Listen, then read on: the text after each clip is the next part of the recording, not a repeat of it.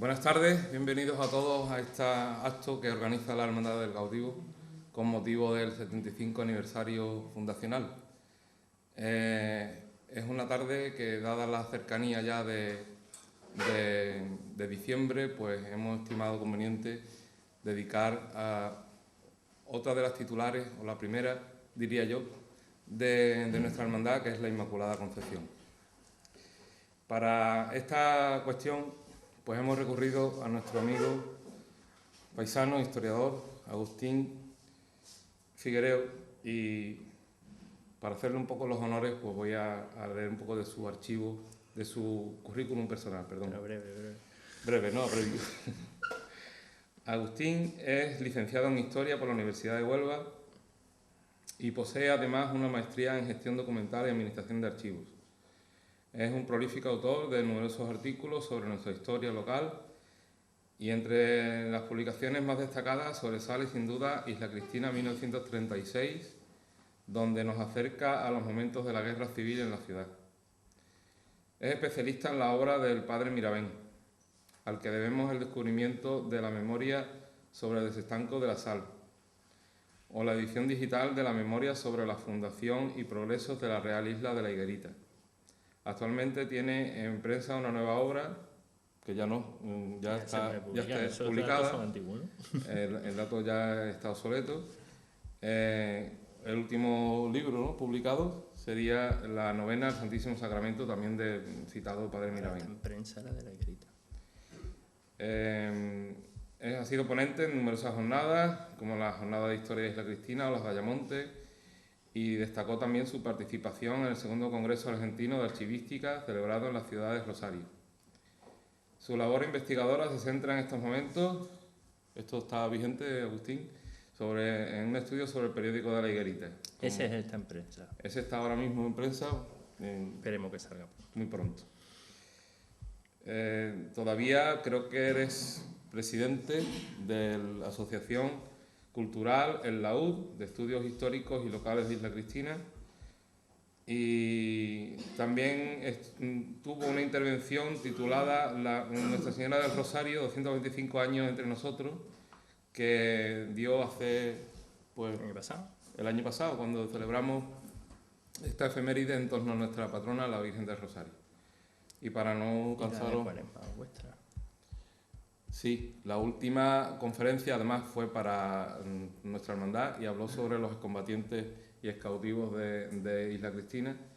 La celebramos creo que fue en marzo, en la biblioteca, en la casa de Román Pérez, y esta es la segunda ocasión que Agustín se brinda para la hermandad, por lo cual la Junta de Gobierno y todos estamos muy, muy agradecidos, muy contentos de que Agustín sea quien nos ilustre y que nos ayude a descubrir un poco de nuestra propia historia.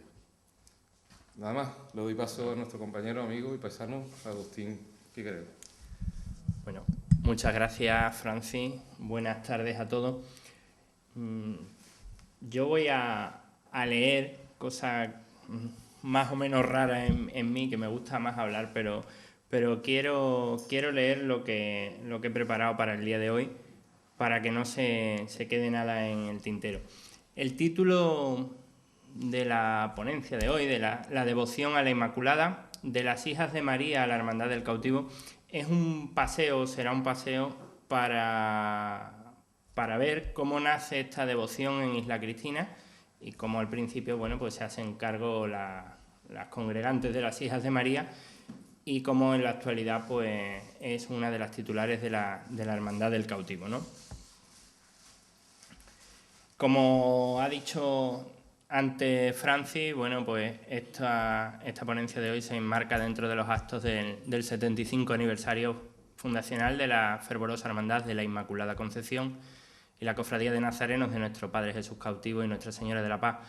Y quiero agradecerle especialmente al hermano mayor y miembros de la Junta de Gobierno que hayan contado conmigo la deferencia hacia mi persona para intentar arrojar algo más de luz a lo largo de este año que ya se va en torno a la historia de la hermandad, ¿no?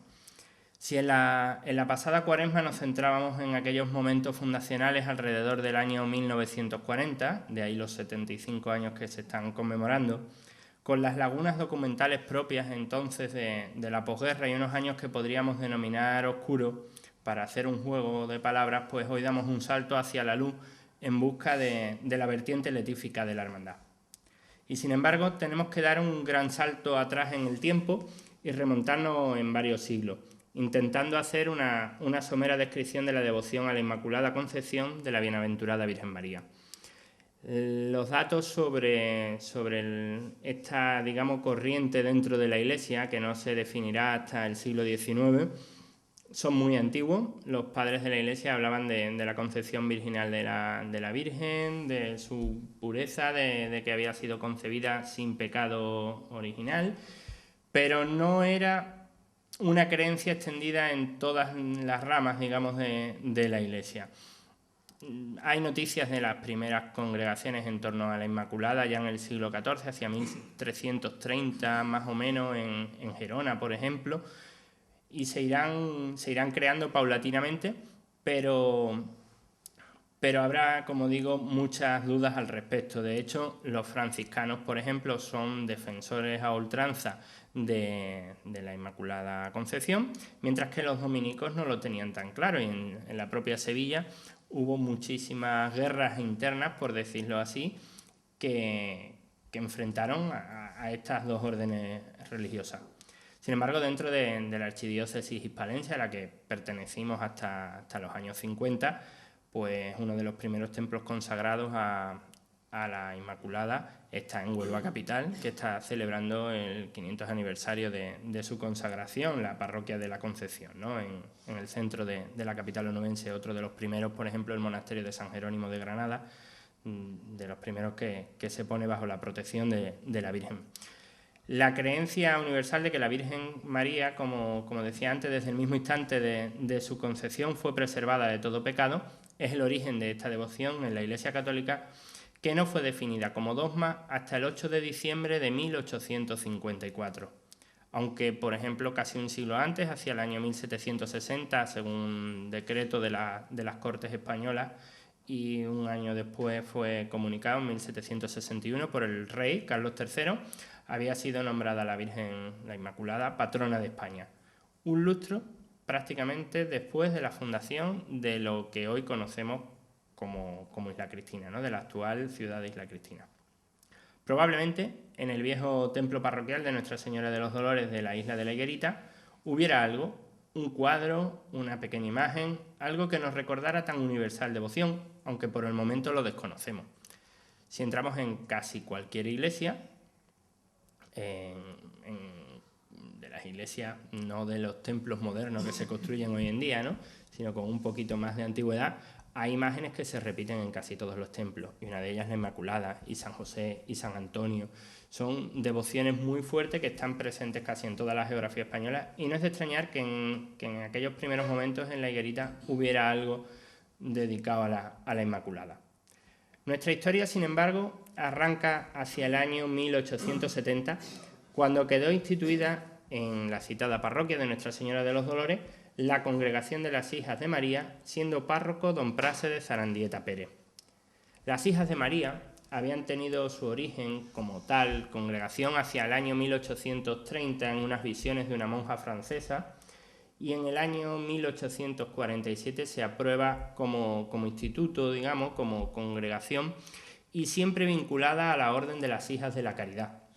A partir de ahí, esos privilegios donde solo las personas vinculadas a las Hijas de la Caridad podrían formar parte de las Hijas de María, se abren por los diferentes pontífices a todo el mundo, y bueno, se crean, valga la expresión, casi como setas, aparecen congregaciones de las Hijas de María por todo el mundo. Se calcula que en unas 40.000 personas ya a finales del siglo XIX. Isla Cristina es de los sitios más pioneros en este sentido, puesto que ya en el año 1870 tenía la Congregación de las Hijas de María. Aquellas Hijas de María no eran, como podemos entender hoy en día, una hermandad tal cual, pero porque tenían otros motivos, en sus estatutos tenían otros fines, pero había una parte de ellas que funcionaban tal cual entendemos hoy en día como una hermandad. Daban unos cultos a esta vocación de la Virgen, a la Inmaculada, sus novenas, sus procesiones, la imposición de la medalla a los hermanos, etc. Y en esta primera etapa de las hijas de María en Isla Cristina, la que arranca, como digo, en el año 1870, sobresalen 3 mayordomas. Las mayordomas venían a ser lo que hoy sería la presidenta o el hermano mayor. Tenemos una presidenta de una hermandad aquí entre nosotros, una hermana mayor. Pues en esta primera etapa hubo tres mayordomas. Ana Milá Bermúdez, que estuvo de 1870, digamos sería la fundadora junto al párroco, hasta el año 1882. Socorro del Campo Carbonell, Socorrito Campo, que saldrá después a relucir de nuevo, entre 1882 y 1885, y Antonia Zamorano, entre 1885 y 1888. El nombramiento como mayordoma, el equivalente, como decía, hermana mayor, de Ana Milá, será determinante en toda esta historia. Y traigo aquí, se ha movido la flecha, un galimatías, ¿no? Este matrimonio, Juan Milá Romeu y Teresa Bermúdez Busca, tuvieron varios hijos.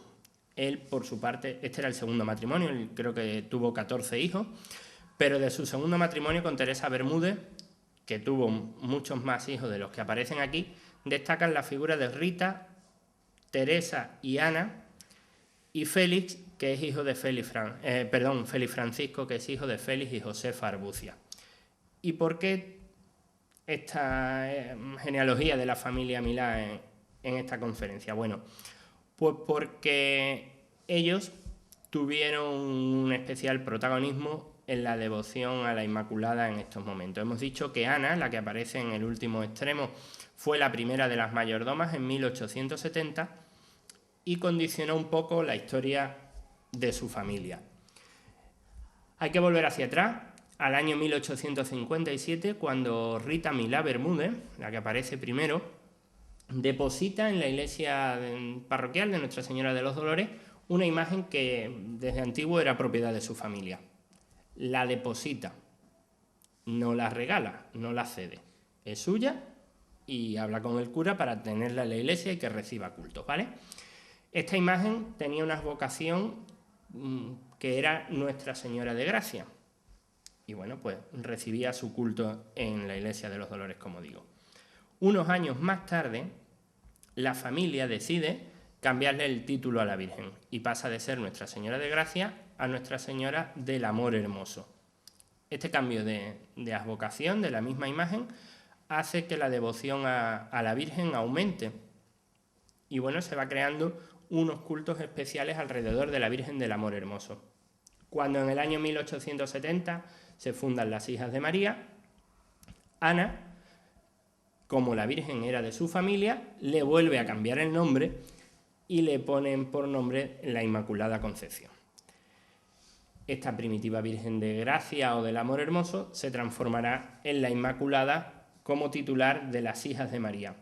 Además, puesto que la Virgen era de su familia y ella la presidenta, la mayordoma de las Hijas de María, pues la congregación le comprará una saya bordada, un manto, una diadema de plata, una media luna, y digamos adecuará la iconografía de una imagen de gloria que podríamos pensar normal y corriente, puesto que no conservamos fotografías de la misma, pues a lo que más se asemeja hoy a la Inmaculada.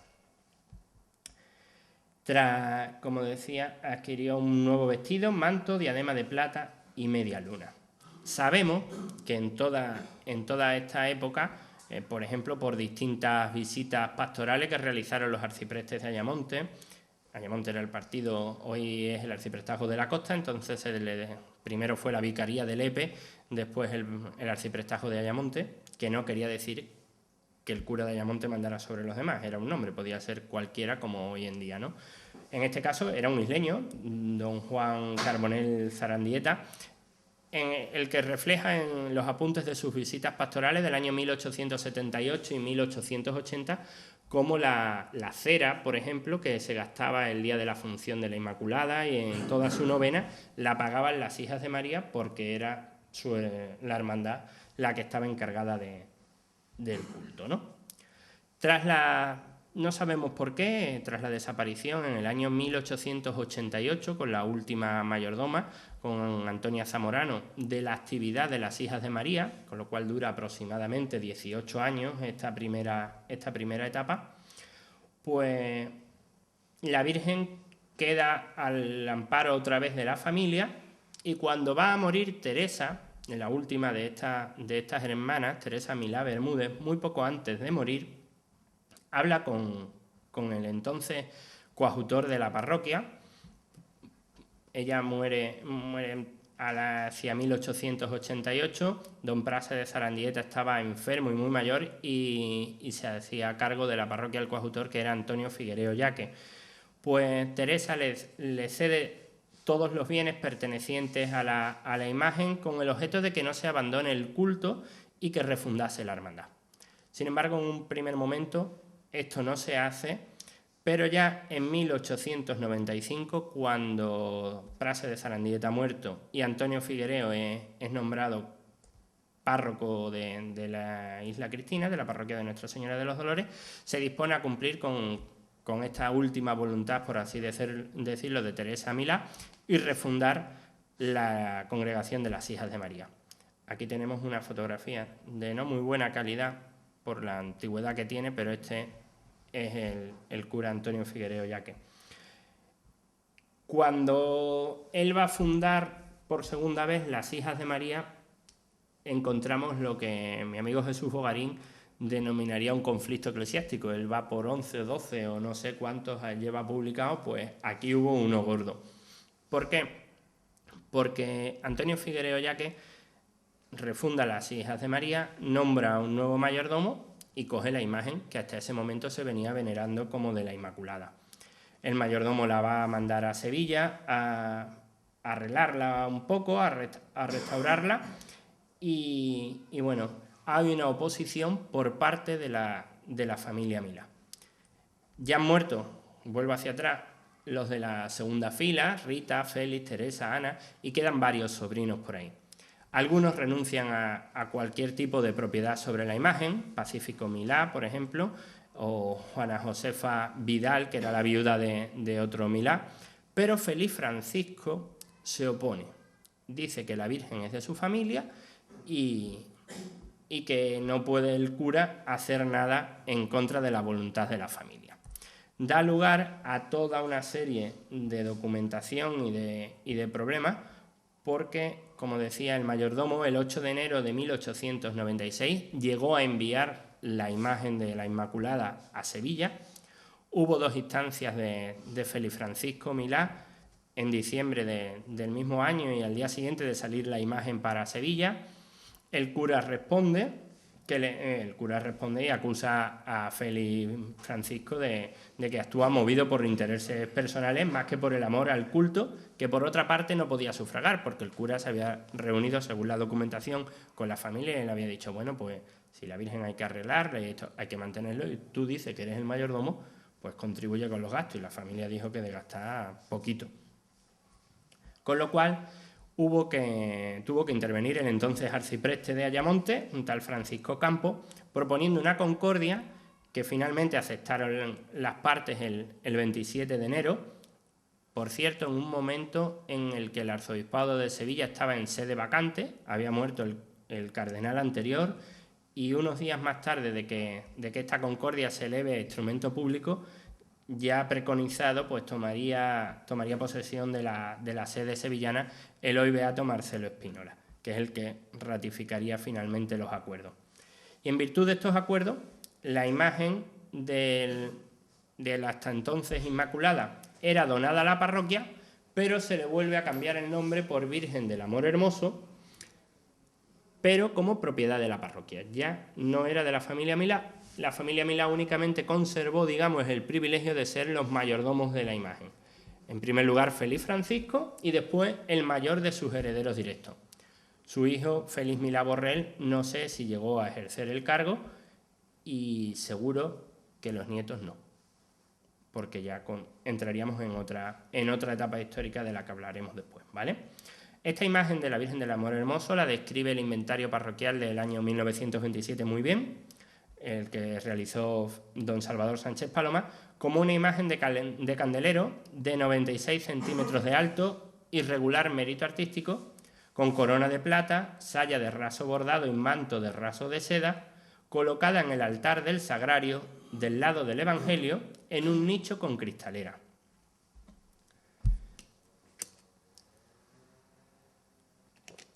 Perdón. La congregación entonces de las Hijas de María, que se había refundado, quedaba desposeída de las que tenía hasta entonces por titular. Y para solucionar este problema, don Antonio Figuereo decidió encargar al escultor Emilio Pizarro de la Cruz una imagen de la Inmaculada que ya sí fuera propiedad de la parroquia y de cuyos cultos se encargaría la hermandad. La Inmaculada tenía un altar propio dentro del viejo templo parroquial, de madera pintada y gradas para colocar candelabros, 2 floreros de cristal con ramos de talco.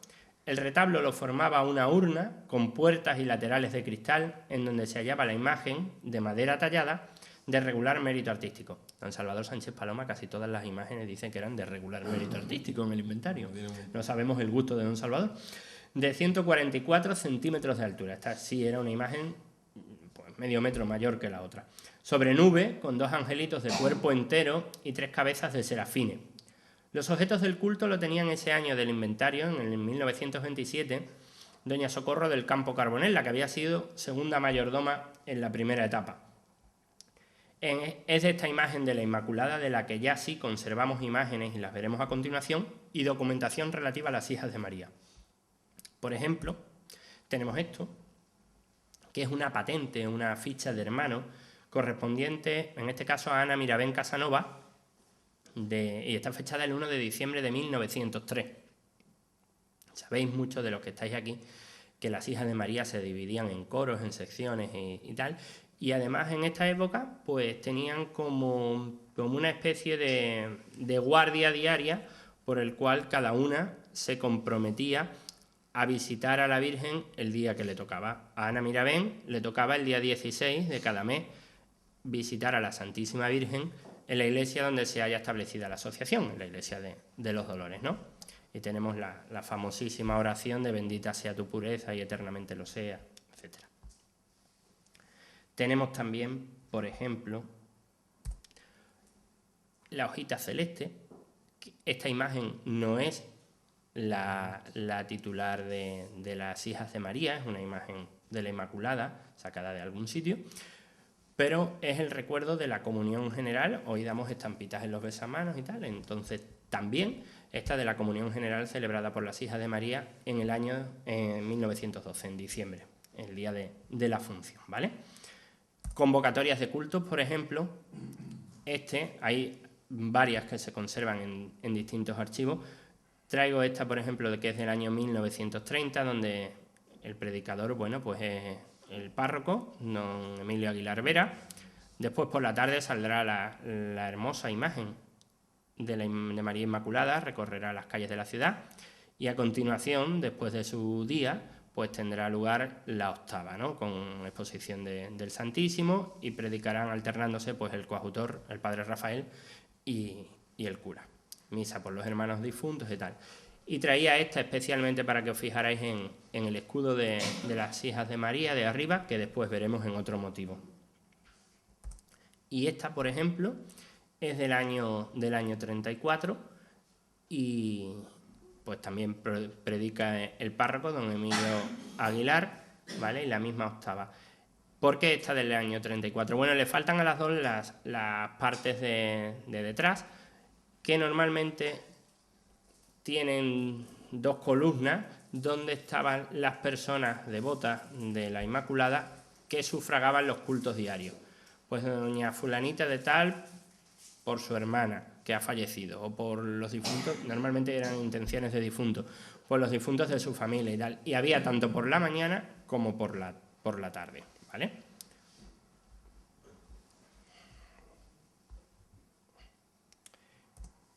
Esta, vemos unos cultos, por ejemplo, sabemos que después de Socorrito Campos en el año 27, pues también fue mayordoma Dolores Zarandieta, y Carmela Zamorano probablemente fuera la vicepresidenta, porque hay algo de que ella estaba, Dolores Zarandieta estaba enferma y sustituye Carmela Zamorano en todo a la mayordoma, ¿no?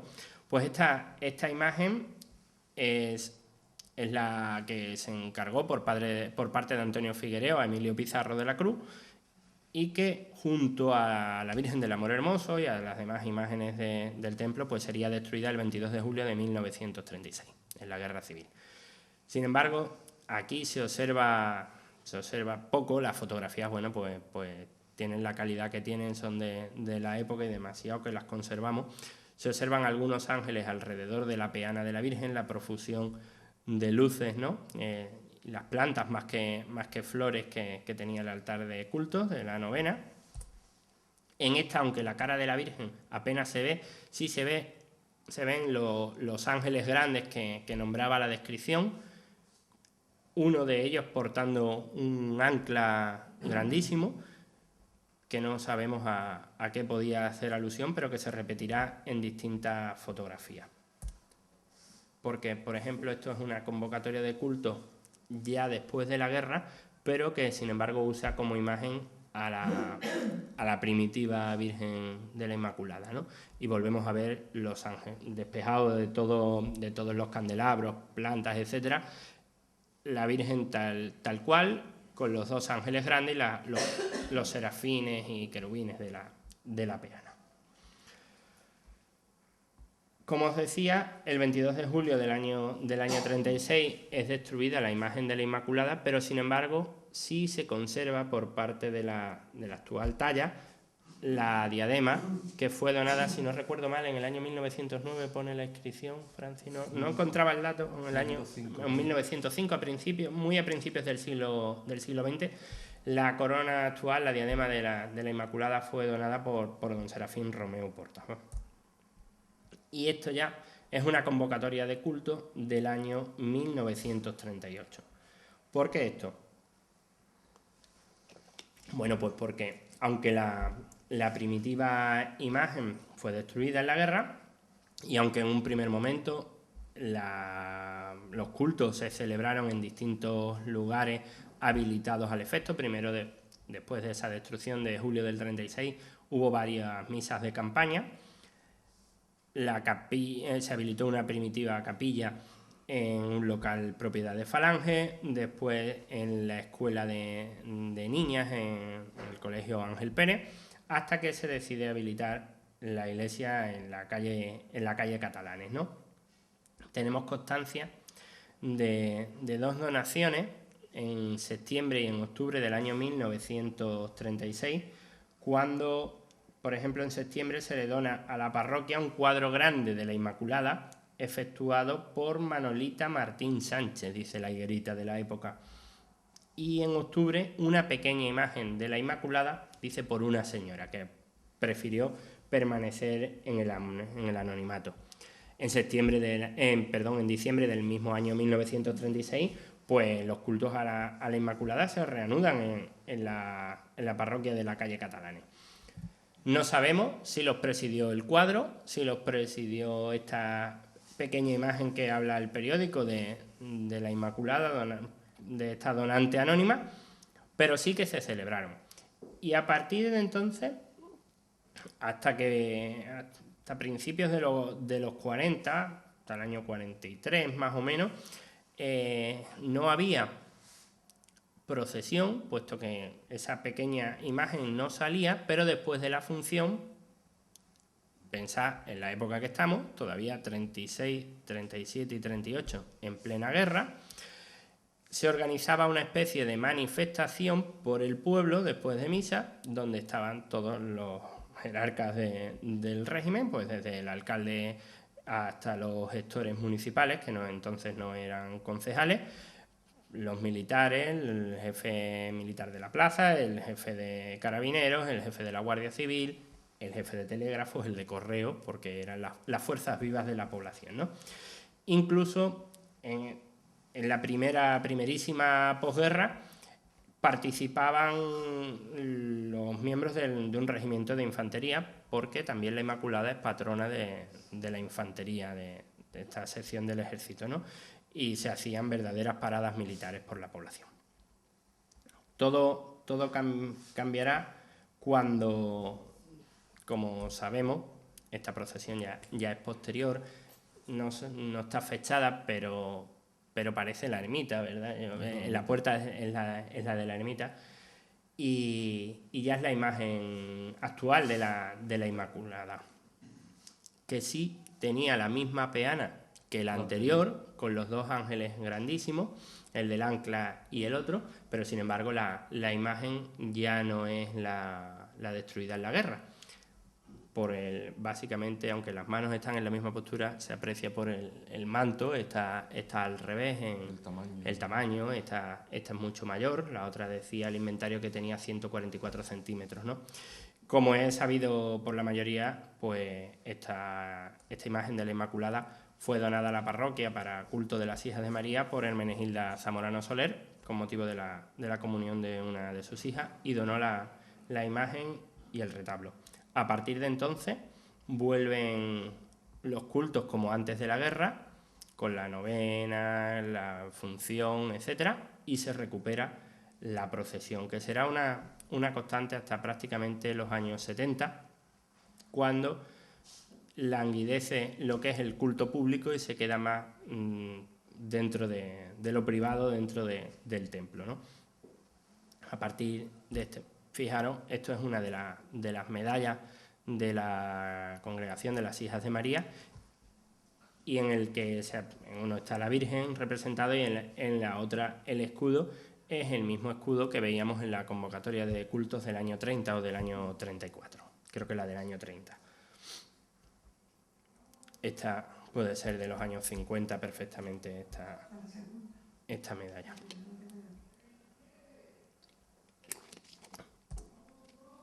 Vemos aquí una serie de imágenes 86, de los cultos del 86. Ya se había hecho cargo la hermandad, ¿no? Sí, en el año 1986 vemos como en los años 70 ha languidecido mucho el culto público a la Inmaculada, y en el año 86 la Hermandad del Cautivo, que venía ya ocupando desde el año 67, 68 más o menos, el retablo de la Inmaculada, presidido por ella, y las imágenes de nuestro Padre Jesús cautivo y la Virgen de la Paz a cada lado, pues se fusiona con las antiguas hijas de María, con la Hermandad de la Inmaculada, y tomará poco después en la reforma de estatutos el nombre que sigue teniendo en la actualidad, ¿no? Lo de Fervorosa Hermandad de la Inmaculada Concepción y Cofradía de nuestro Padre Jesús cautivo.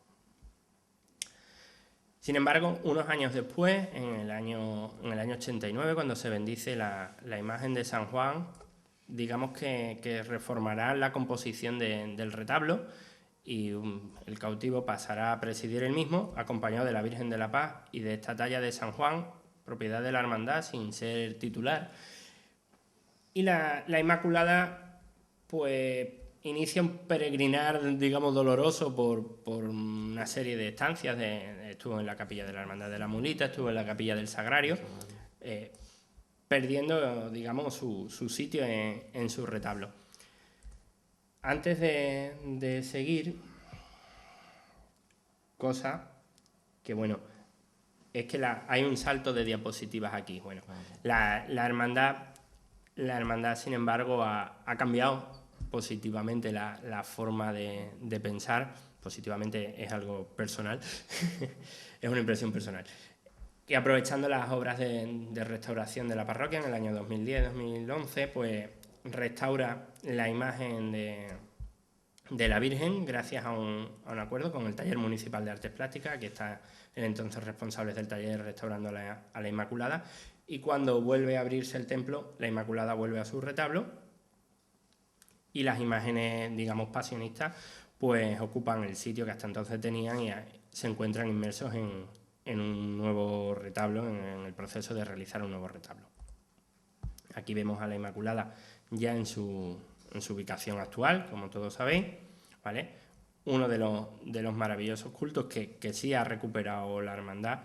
Me parece una idea excelente. Y veíamos, porque si no me equivoco, vuelvo atrás, cómo desde esa vinculación más estrecha, si cabe, con la agregación de las dos entidades, de la Hermandad de la Inmaculada y de la Cofradía del Cautivo, pues los motivos inmaculadistas se propagan dentro de la hermandad, ¿no? Esta es la vara del pertiguero, si no me equivoco. En la vara del hermano o del secretario, ¿no? Sí. Tenéis también una pequeña capilla, un detalle de los respiraderos de la Virgen de la Paz, del propio palio con las 3 azucenas que representan a la Virgen, y esos tonos celestes que nos recuerdan el color propio de la Inmaculada, tal como la conocemos hoy. El propio de la Inmaculada era el jacinto y el rojo primitivamente, según Pacheco, y después, según Murillo, ya celeste y blanco. Uno de los broches que tiene la Virgen de la Paz, ¿no? con esa alusión a la titular letífica de la hermandad. El estandarte de la Inmaculada, que procesiona cada Jueves Santo con la cofradía. Un descanso del Corpus, ¿no? Un altar efímero para la procesión del Corpus, presidido por la Inmaculada abajo y por el estandarte que representa al cautivo arriba. Y la Virgen de la Paz, por ejemplo, ataviada con las galas celestes en el mes de diciembre, o en alguna ocasión extraordinaria, que nos recuerdan esto, ¿no?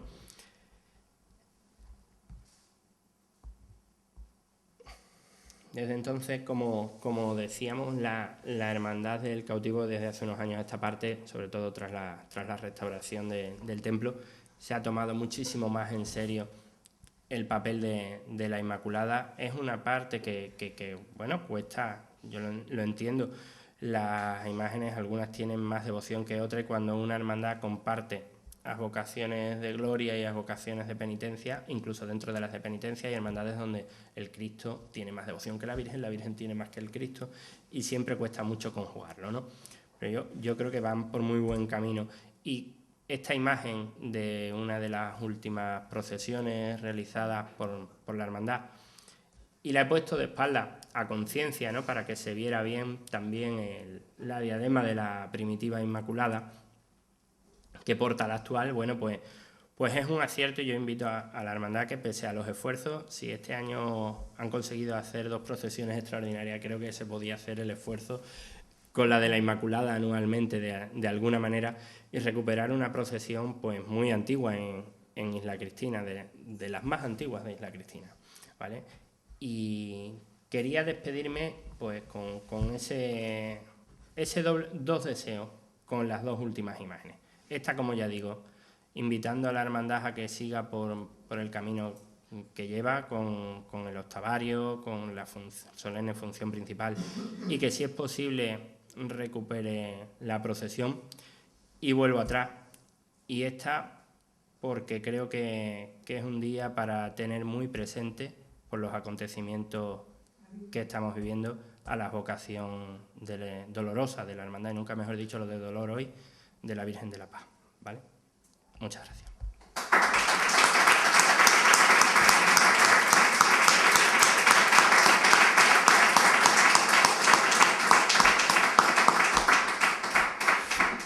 Bueno, y ya para terminar, y como estamos todavía un poco consternados con la noticia de los atentados de Francia, pues yo os invito a un minutito de silencio y oración, y nos despedimos del acto.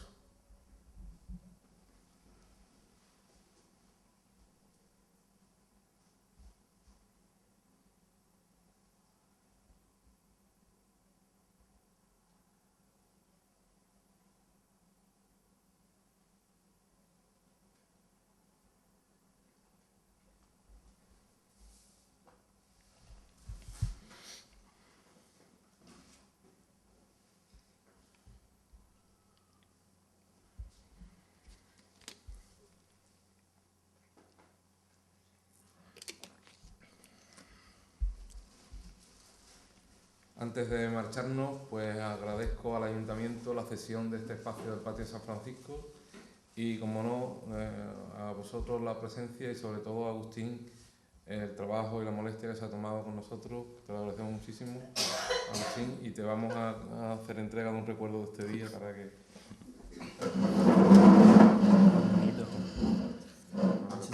bastante.